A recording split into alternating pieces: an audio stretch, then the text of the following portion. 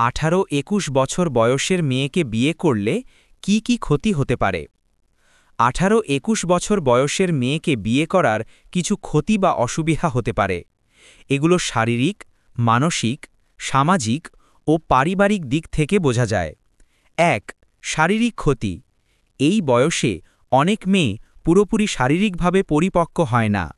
গর্ভধারণ হলে মায়ের স্বাস্থ্য ঝুঁকি বাড়ে। শিশুর জন্মে প্রিম্যাচুয়ার বা কম ওজনের শিশু হওয়ার সম্ভাবনা বেশি। ২. মানসিক ক্ষতি। এই বয়সে অনেক মেয়ে এখনও মানসিকভাবে পরিপক্ক নয়।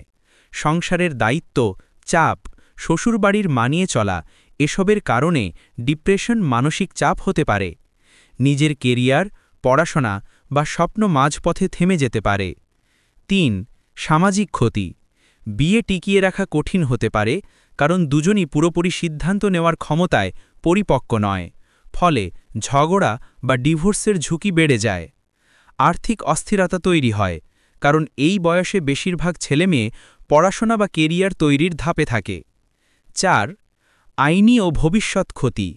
অনেক দেশে আইন অনুযায়ী বিয়ের ন্যূনতম বয়স মেয়েদের জন্য 18। তবে 18 থেকে 21-এর মধ্যে বিয়ে করলে পরিণত সিদ্ধান্তের ঘাটতি থাকে। জীবনের স্বাধীনতা ও নিজেকে গড়ে তোলার সময় নষ্ট হয়ে যায়।